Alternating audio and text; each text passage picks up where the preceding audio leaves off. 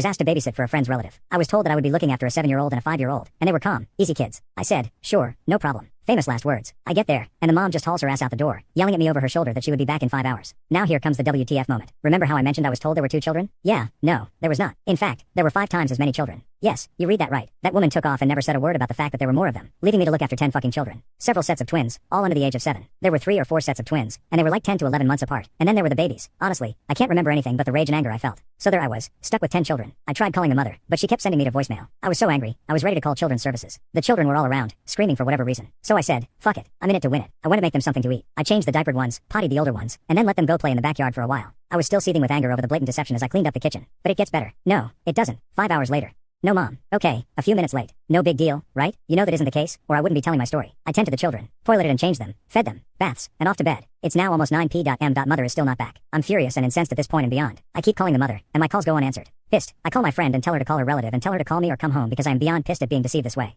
My mother never came back that night, so the next day, I'm at it again. I call everyone in the family, including my friend. No answer. So I said fuck it and called the police. I explained the situation, and they said they would send someone. Nothing. I spent the next day looking after a tribe called Quest and could get no one to relieve me. I was so angry, I couldn't see straight. These children were just a handful. I remember screaming at them to sit down somewhere, and the neighbor heard and came over. I explained the situation to the neighbor. What the neighbor said next shocked me. Oh, she does this all the time, said the neighbor. She lies about how many kids she has because no one would ever agree to look after that many children. The neighbor glanced at me. You know, she might not come back for a few days, they said. She does this so much, no one will watch her children anymore. I couldn't say a word. I ended up stuck with these children for nearly 5 days. I called the police and children's services and made it clear that either they send someone to deal with the situation or I am leaving and the children are on their own. I didn't really mean that. I was just angry that no one is helping me, and I am sick and tired of being there with them. So after 10 minutes passed forever, a cop finally drags their ass over and makes an appearance. There was this lady with them, and they came in to talk to me. In the meantime, I was still tending to children. It wasn't their fault. It wasn't until the children were being loaded into a van that their mother finally decided to make an appearance. She saw the police cruiser in the van and literally freaked out, screaming at them to stop. They ignored her and kept loading the children into the van. I stormed over to where the mother was, pissed and ready to kick her ass. What the fuck is wrong with you?